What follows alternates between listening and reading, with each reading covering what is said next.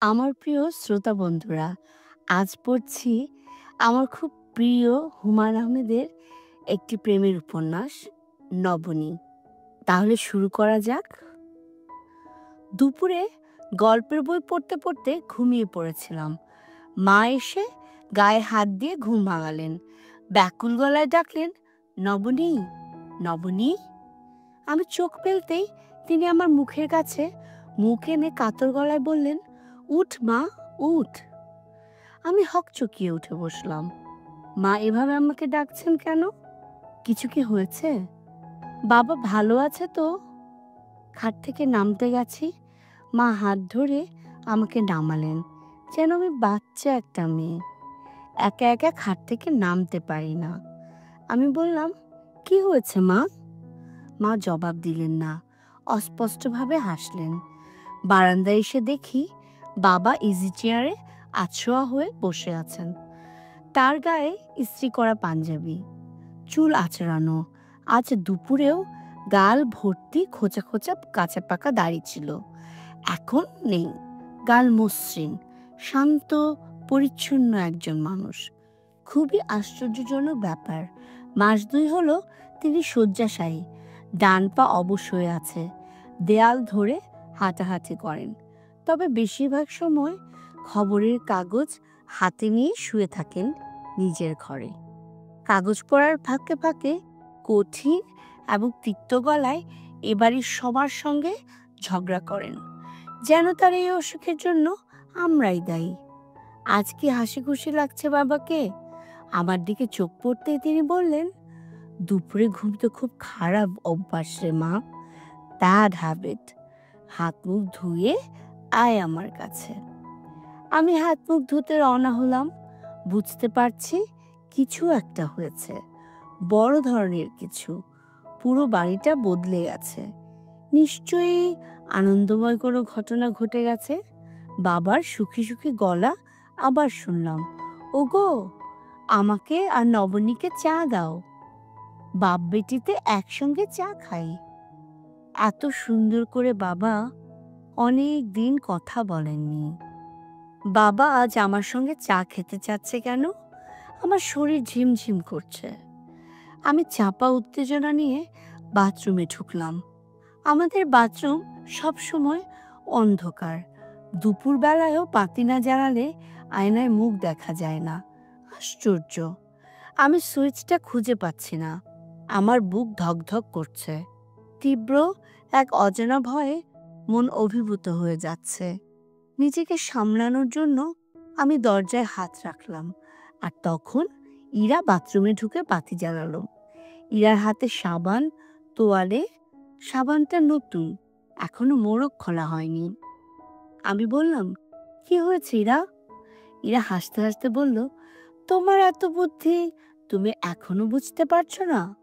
"না, বুঝতে পারছি না।" "অনুমান করতে পারছো?" "অনুমানও করতে পারছি না।" ইরা ঝলমলে গলায় বলল, "আজ তোমার বিয়ে, রাত 10টার ট্রেনে পর আসবে, রাতেই বিয়ে হবে। কোনো উৎসব টুৎসব কিচ্ছু হবে না। তোমাকে নিয়ে তারা ঢাকা চলে যাবে সকালের ট্রেনে।" আমি এক দৃষ্টিতে ইরাকে দেখছি। সে আজ তার সেই প্রিয় শাড়িটা পরেছে, সাদা রঙের শিফন শাড়ি। মা তাকে কখনো এই শাড়ি পরতে দেন না। এই শাড়িতে তাকে নাকি বিধবার মতো লাগে। কিন্তু আমি আর ইরা শুধু জানি এই শাড়িতে তাকে কত সুন্দর লাগে। ও বোধহয় ক্রমাগতই কাঁদছে। ওর মুখ শুকনো, চোখ ভেজা। সে হাসতে হাসতে কথা বলার চেষ্টা করছে, কিন্তু পারছে না। ইরা বলল, "সবাই খুব খুশি, সবচেয়ে খুশি বাবা। আপা, তুমি মুখটা নিচু করো, আমি সাবান দিয়ে তোমার মুখ ধুয়ে দিই।" "তোর মুখ ধুয়ে দিতে হবে না, তুই যা।" ইরা বলল, "আপা শোনো, বাবা যে সবচেয়ে খুশি তা কিন্তু না, সবচেয়ে খুশি হয়েছি আমি। খবরটা শোনার পর থেকে আমি আনন্দে শুধু কাঁদছি। তুই এখন যা, আমি হাত মুখ ধুয়ে আসছি।" ইরা পুরোপুরি চলে গেল না, বাথরুমের বাইরে দাঁড়িয়ে রইল। আমি তাকালাম আয়নার দিকে। আয়নায় কি সুন্দর দেখাচ্ছে আমাকে! শান্ত সরল চেহারার একটা মেয়ের মুখ। আয়নার মুখ কখনো হাত দিয়ে ছোঁয়া যায় না। আমার প্রায়ই আয়নার মুখটাকে খুব ছুঁতে ইচ্ছে করে, আজও করছে। আমি হাত দিয়ে সেই মুখ ছুঁতে গিয়ে আয়নায় সাবানের ফেনা লাগিয়ে ফেললাম। আজ আমার বিয়ে।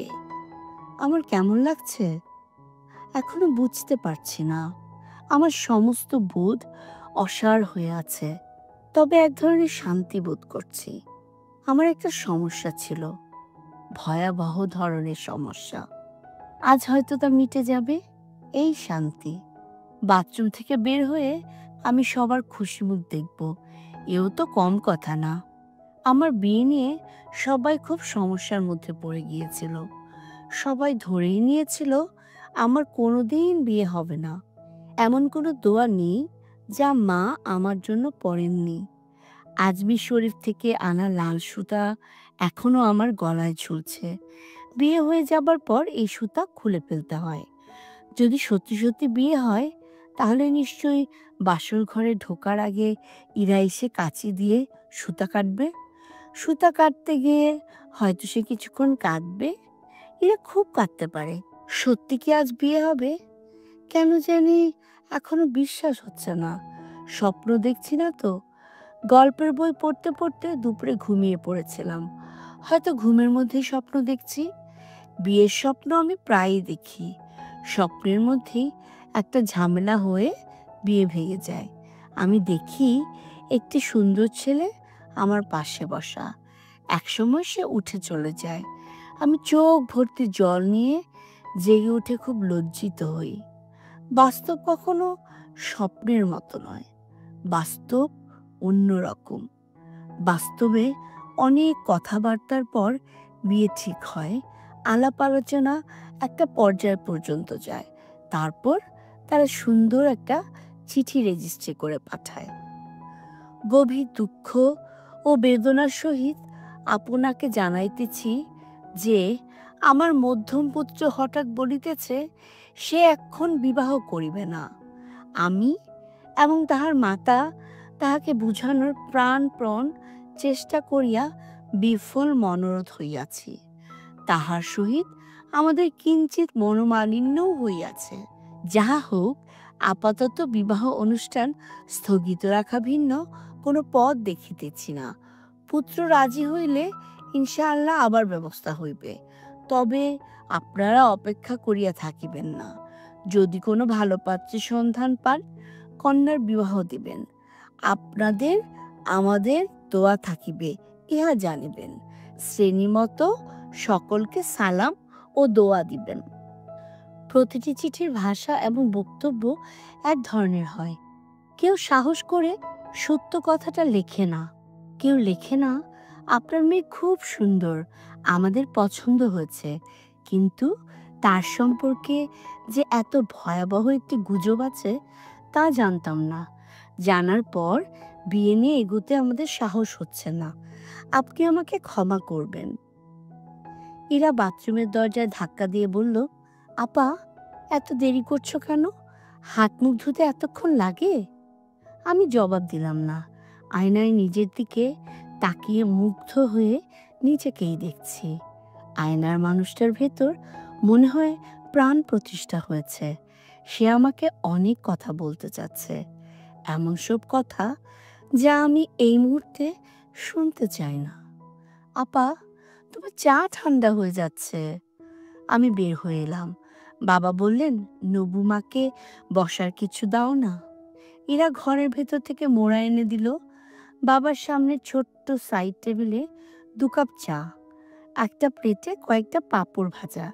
বাবা নিজেই একটা কাপ আমার হাতে তুলে দিলেন। আমার লজ্জা লজ্জা লাগছে।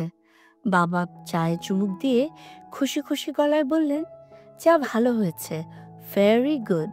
কিরে নবু, চা ভালো হয়নি? আমি হাসলাম। রান্নাঘর থেকে মা গলা বের করে বললেন, তোমরা ধীরে সুস্থে চা খাও, কুমড়ো ফুলের বড়া ভাজছি। কুমড়ো ফুলের বড়া আমার জন্য ভাজা হচ্ছে। আমাদের বাড়ির পেছনে কয়েকটা কুমড়ো গাছ ফুলে ফুলে ভর্তি হয়ে গেছে। আমি কবে যেন কথায় কথায় বলেছিলাম, কুমড়ো ফুলের বড়া করো তো মা। মা বিরক্ত গলায় বলেছিলেন, সব ফুল খেয়ে ফেললে কুমড়ো আকাশ থেকে পড়বে। ইরা আমাদের সামনে দাঁড়িয়ে আছে। মা ইরার দিকে তাকিয়ে বিরক্ত গলায় বললেন, ইরা, তুই এখানে ঘুরঘুর করছিস কেন? তোকে কি করতে বলেছি? অর্থাৎ মা ইরাকে সরিয়ে দিলেন, বাবাকে সুযোগ করে দিলেন, যেন তিনি আমার সঙ্গে একা কথা বলতে পারেন। বুঝতে পারছি বাবা ছোটখাটো একটা বক্তৃতা দেবেন। এরকম বক্তৃতা তিনি আগেও কয়েকবার দিয়েছেন। এসব ঘরোয়া বক্তৃতার শুরুটা খুব নাটকীয় হয়। বাবা এমন কিছু কথা দিয়ে বক্তৃতা শুরু করেন যার সঙ্গে মূল বক্তব্যের কোনো সম্পর্ক নেই। আজও সেই ব্যাপারটি হবে। নবনী, জি বাবা। সক্রেটিসের একটা কথা আছে, খুবই গুরুত্বপূর্ণ কথা। সক্রেটিস বলেছেন, মানুষের একটাই সদ্গুণ, সেটা হচ্ছে তার জ্ঞান। আর মানুষের দোষও একটা, দোষ হলো অজ্ঞানতা, ইগনোরেন্স। পশুদের কোনো গুণ নেই, কারণ তাদের জ্ঞান নেই। বুঝতে পারছিস? পারছি। সক্রেটিসের এই বাণী মনে থাকলে জীবনটা সহজ হয়, জটিলতা কমে যায়। ঠিক না মা? হ্যাঁ। আমি কিছুতেই বুঝতে পারছি না বাবা কি করে সক্রেটিস থেকে আমার বিয়ের ব্যাপারে আসবেন। তিনি নিশ্চয়ই চিন্তাভাবনা করে রেখেছেন। আমি বেশ আগ্রহ নিয়েই বাবার কথা শোনার অপেক্ষা করছি।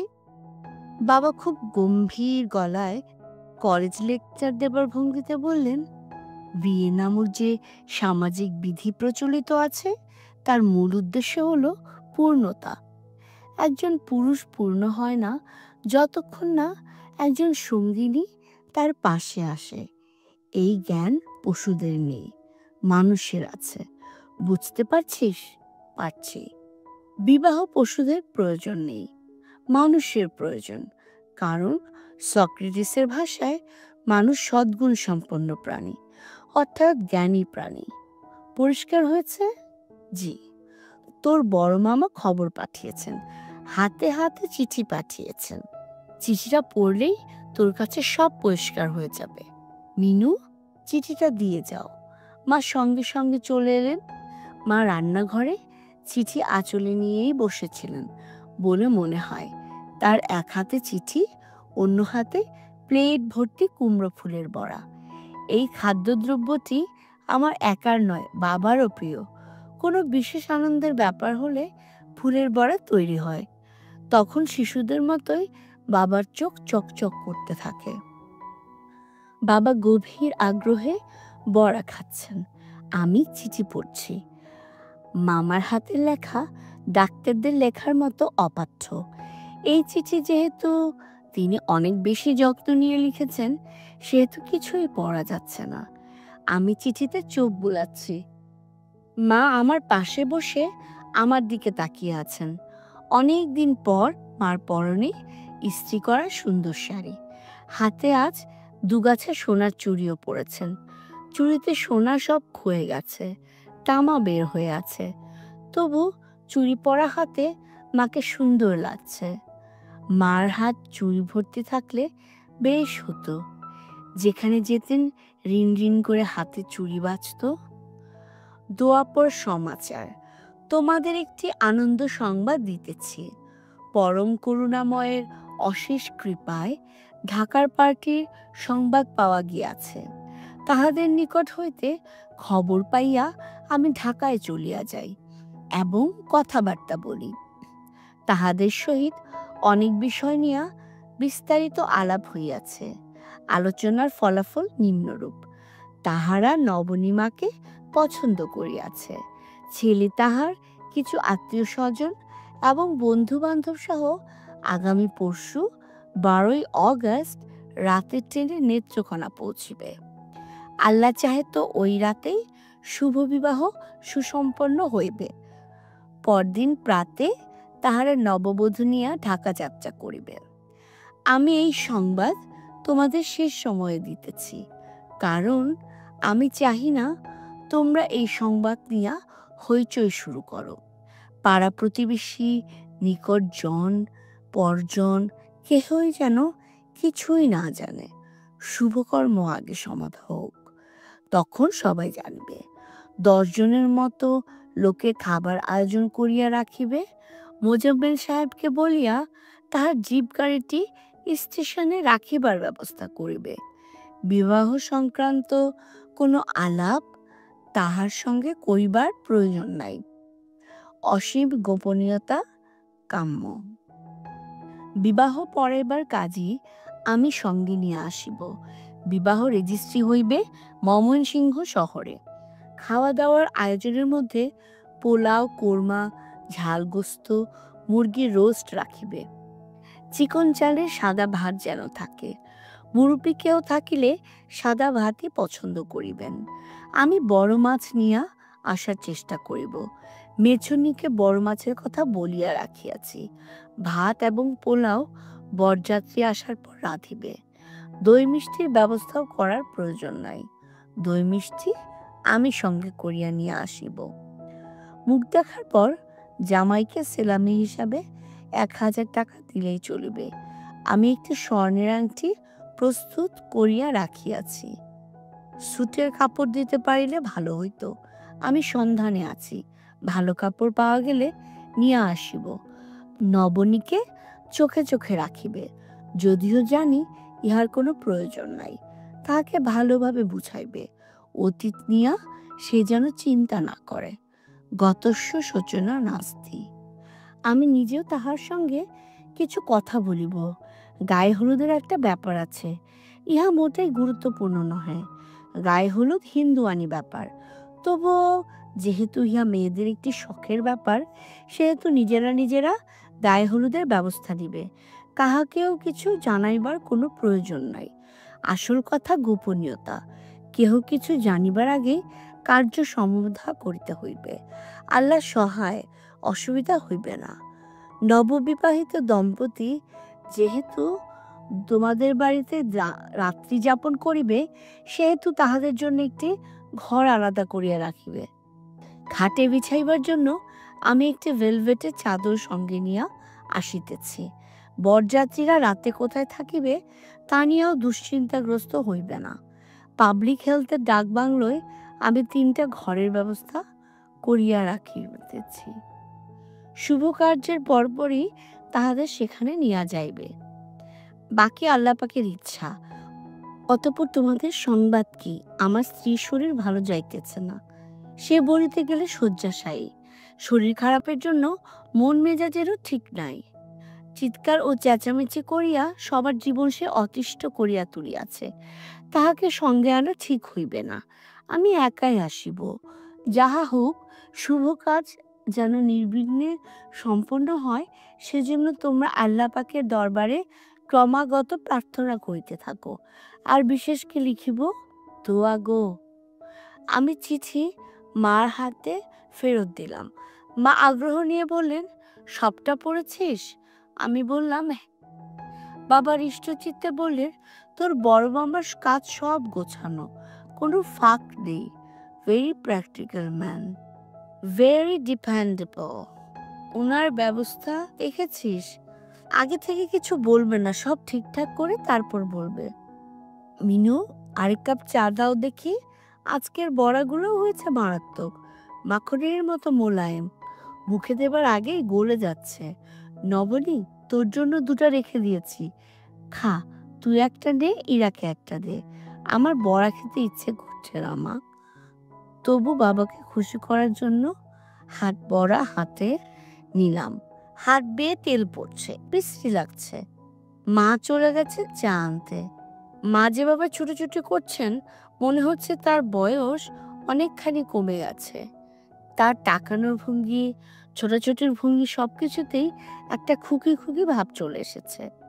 বাবা ঝুঁকে এসে বললেন, নবনী, তোর মামা একটা গ্রেট ম্যান, কি বলিস? হ্যাঁ বাবা, বিয়ের মতো এত বড় একটা ঝামেলা, কিন্তু আমরা কিছুতেই বুঝতে পারছি না। সব অটো সিস্টেম হয়ে যাচ্ছে। এই মানুষটা না থাকলে যে কি হতো ভাবতেই পারি না। I like him. অসাধারণ একজন মানুষ। বড় মামা অসাধারণ একজন মানুষ, এ বিষয়ে কোনোই সন্দেহ নেই। কিন্তু বাবা তাকে পছন্দ করেন এটা ঠিক না।